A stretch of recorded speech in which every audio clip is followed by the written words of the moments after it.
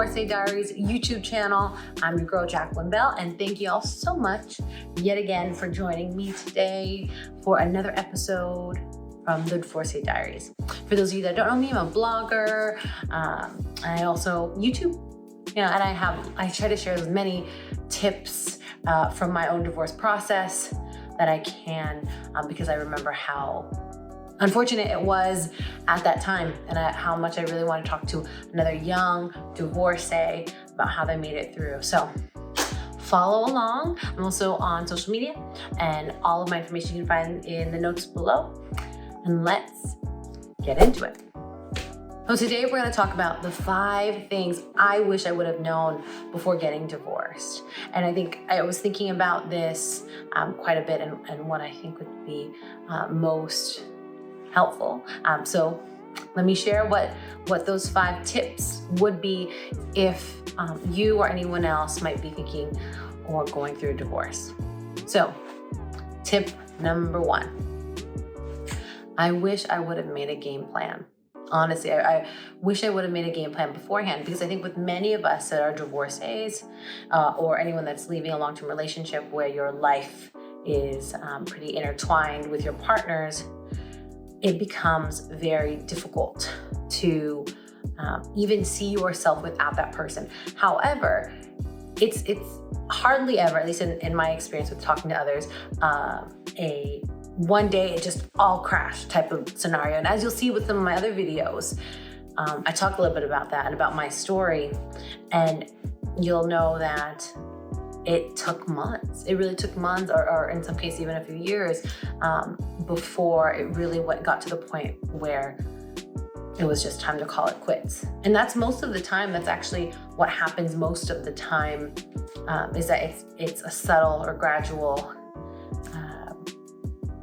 journey to get to your divorce decision.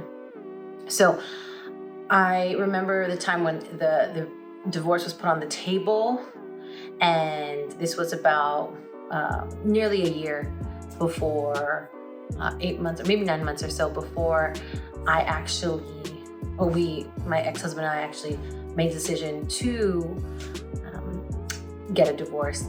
And I remember thinking about that day and that time, and we obviously decided to try to make it work. I remember thinking about that day and time, and that time until the actual divorce, not wanting to think about what would I do? What would I do if I am no longer a wife, if I'm no longer with my spouse?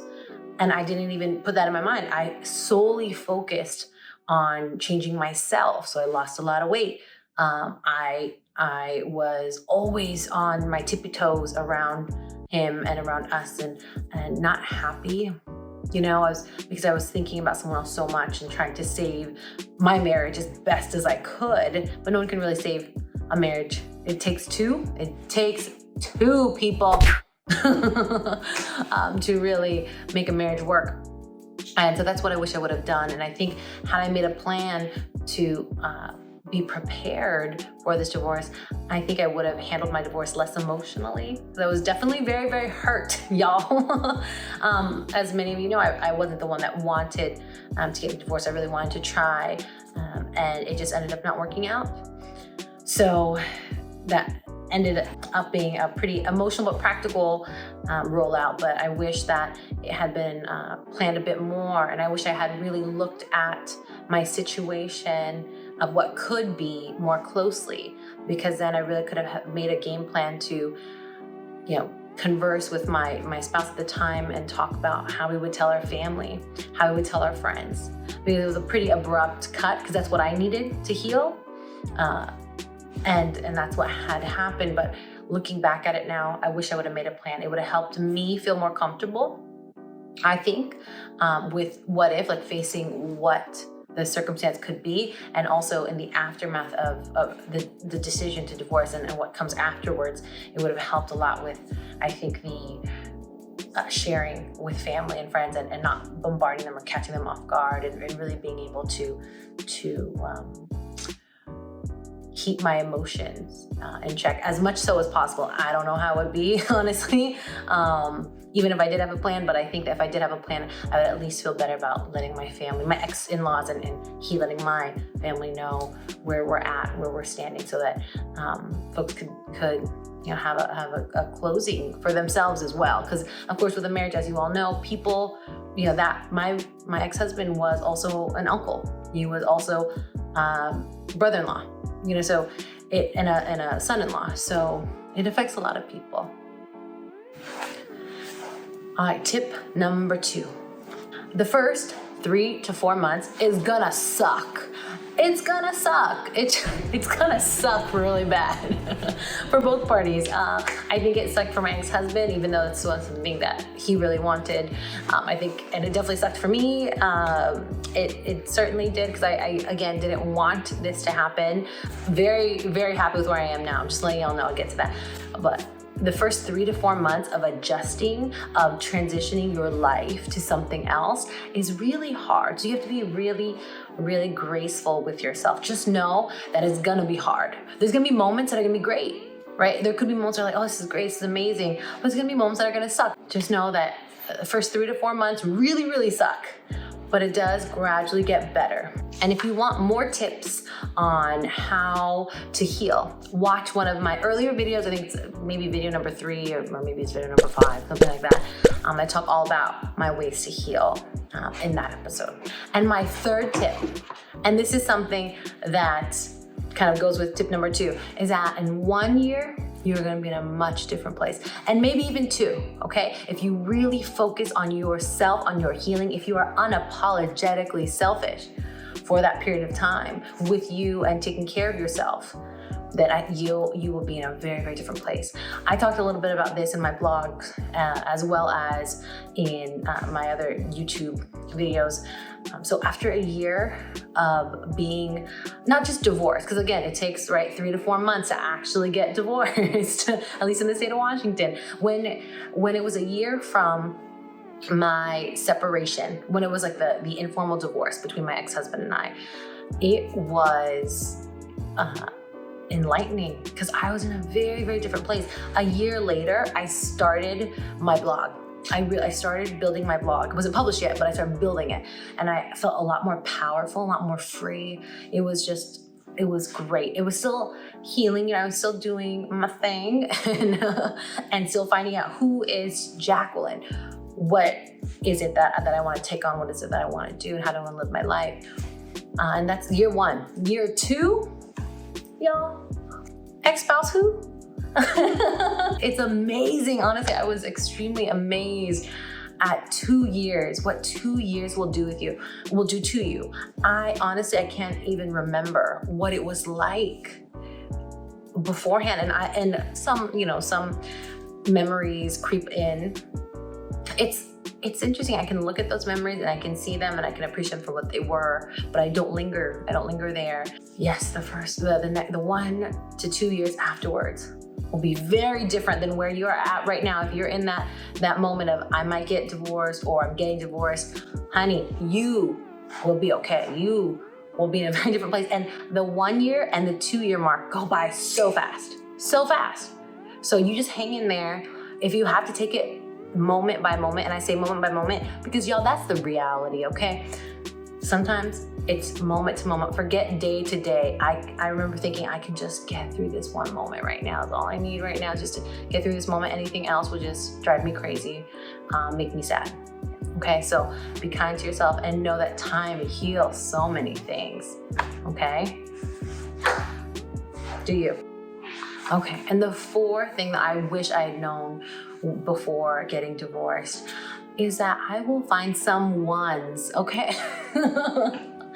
I remember feeling extremely, extremely sad because I didn't feel that anyone would want me. I was a divorcee, right? My husband wanted to divorce me.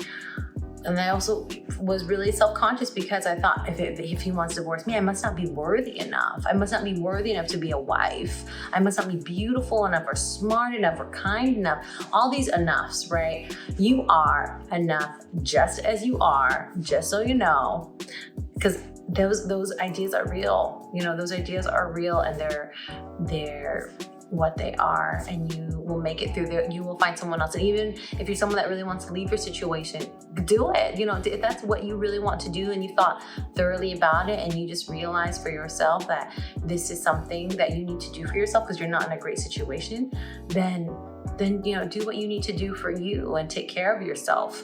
And you will find someone, because you are worthy. Okay, you are worthy. You will find someone's else, and you will have the choice to do that. There are plenty of fish in the sea. Okay, every time I get to thinking about like, oh gosh, like what is it out there, and it's a scary dating world, I remind myself that you are worthy. So no matter what, it doesn't matter if you want to find someone. So if you just find yourself, because honestly, that's who you should find first. So find yourself, and you will find someone that will complement you as a person. Just remember to hold true to your values, okay? All right. And finally, the last thing I want to talk about that I wish I had known, that would have given me, I think, a lot of healing, a lot of comfort during that time. My fifth tip is that I wish I would have known how happy I would be finding my freedom. I didn't realize how much of a relief it was to be able to sleep in my own apartment, my own bed alone. I remember that first night, I thought I was going to be so sad, but honestly, I slept like a baby. Because I realized that I no longer had to hold myself to this impossible expectation, which was to be the perfect wife, to save your marriage, you know, to make sure that you're happy 100% of the time. Like it was too many expectations of myself and too many expectations that I had for my future that depended upon someone else. And that doesn't need to be the case.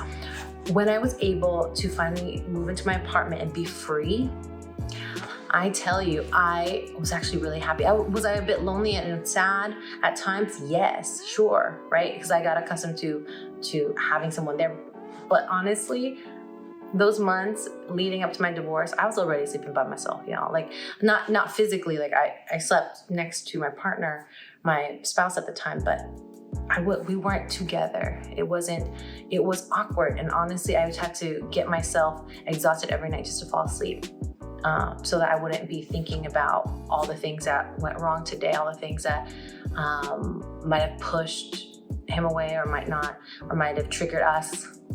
Freedom does a lot. I was able to do everything that I wanted to do for myself. I don't have to ask someone else what they want to eat for dinner. I just asked myself what I want to eat for dinner. I didn't have to ask anyone else. Do you want to live in this apartment? Do you like this place? Is this your style? No, it's my style. I like it and it makes me happy. So do embrace the freedom. Do not forget how amazing freedom is and how that will help you heal so much.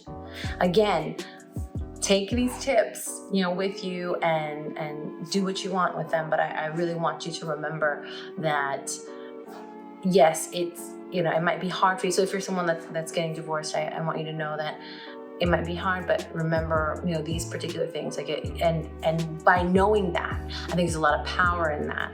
I know it would have been for me, because I wanted a timeline, y'all. I wanted a timeline. I was like, tell me how sad I'm gonna be and when I'm gonna be happy again and all these things. Everybody has a different path. But what I found as a single, childless, you know, early 30 divorcee, you're gonna be okay. Focus on yourself.